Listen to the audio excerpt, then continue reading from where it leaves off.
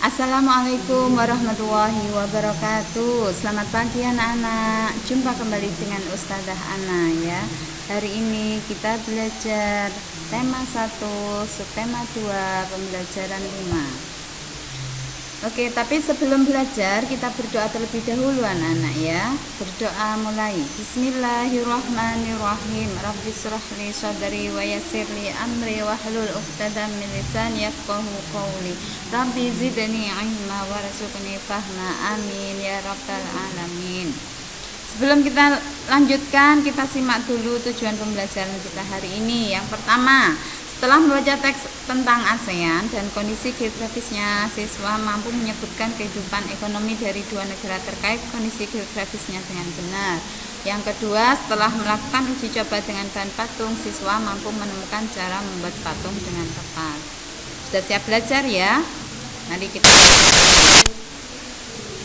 Kondisi geografis yang sama membuat negara ASEAN memiliki persamaan dalam kegiatan ekonomi terkait hasil buminya. Ayo kita pelajari lebih lanjut. Oke, nih sebelum pembelajaran 5 atau pada pembelajaran yang kemarin-kemarin kita sudah membahas atau kita sudah mempelajari tentang kondisi geografis negara-negara di ASEAN atau tepatnya di wilayah Asia Tenggara.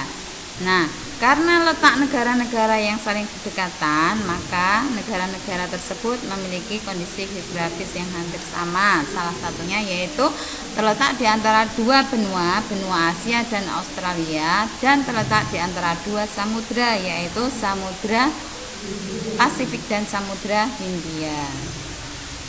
Nah, kondisi geografis yang hampir sama ini pula yang menyebabkan rata-rata iklim negara-negara ASEAN itu sama, yaitu beriklim tropis karena dekat dengan letak garis khatulistiwa. Kamu sudah belajar tentang negara-negara ASEAN terkait kegiatan ekonominya. Oke, selanjutnya kita baca informasi berikut dengan seksama ya. Kegiatan ekonomi negara-negara ASEAN. Indonesia mengekspor hasil bumi seperti timah, tembaga, besi, minyak, gas, dan nikel. Selain itu, Indonesia menghasilkan pupuk, tapioka, karet, kopi, kelapa sawit, dan tembakau. Ikan tuna, udang, dan teh juga diekspor ke negara lain. Brunei Darussalam terkenal sebagai pengekspor minyak mentah, gas alam, dan produk minyak. Oke. Penduduk Malaysia bermata pencaharian dalam bidang pertanian, pertambangan, dan perindustrian. Pertambangannya menghasilkan biji timah terbesar di dunia. Sedangkan Singapura mengekspor mesin dan alat transportasi, alat elektronik, dan barang-barang konsumsi. Bahan kimia dan produk olahan minyak dihasilkan juga di Singapura. Singapura termasuk negara Asia Tenggara yang berpendapatan paling tinggi. Ini yang perlu garis bawah ya anak ya, Singapura termasuk negara di Asia Tenggara yang berpendapatan paling tinggi.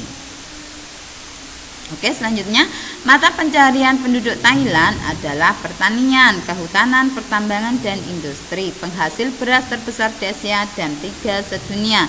Dijuluki negeri gajah putih, negara seribu pagoda, dan lumbung padi ASEAN. Mata pencaharian penduduk Filipina adalah pertanian, pertambangan, dan industri. Komoditas ekspor Filipina terdiri atas gula, kopra, kayu, nanas, dan biji tembaga. Perekonomian sebagian besar penduduk Vietnam adalah pertanian.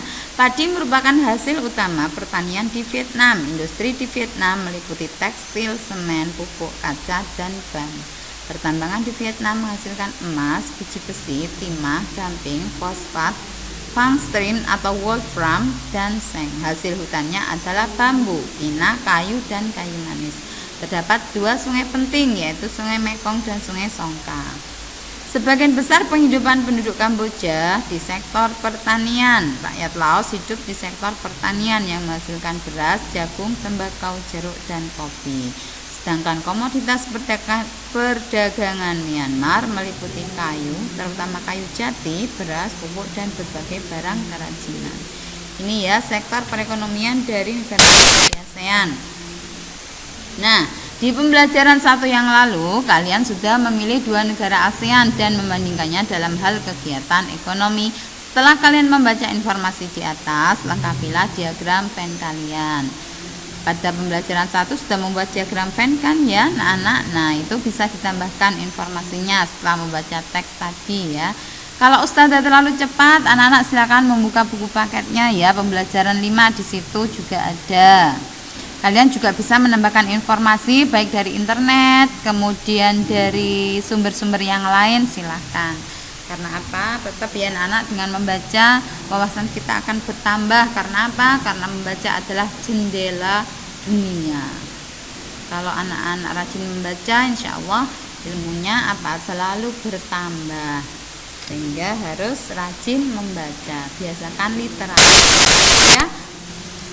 Oke, selanjutnya kita akan berkreasi anak-anak. Pada pembelajaran 2 kalian sudah mencoba membuat plastisin sendiri ya. Sudah membuat plastisin dari bahan tepung di rumah. Kemarin sudah.